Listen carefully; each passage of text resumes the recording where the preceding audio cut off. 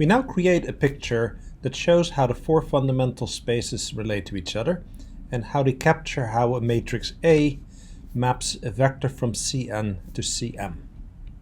So on the left we have Cn, and somewhere in that space is x.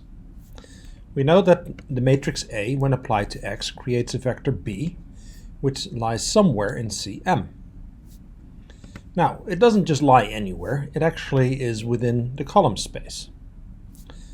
On the left we have the row space, and we have the zero vectors on both sides, and then we have the null space. And we know that the null space is orthogonal to the row space, and actually we know a little bit more than that. We know that all vectors that are orthogonal to the row space are in the null space, and all vectors that are orthogonal to the null space are in the row space. Okay, what that means is that the vector x can be uniquely written as the sum of a vector in the row space, x sub r, and a vector in the null space, x sub n. And we know that the vector x sub n maps to the zero vector in Cm.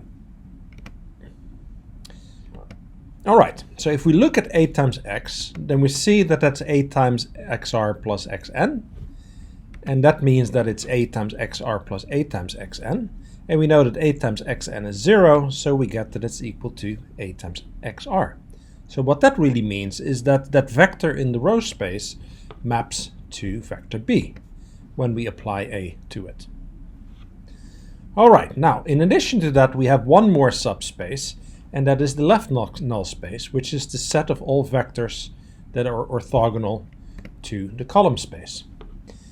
And as a matter of fact, all vectors that are orthogonal to the column space are in the left null space, and all of the vectors that are orthogonal to the left null space are in the column space.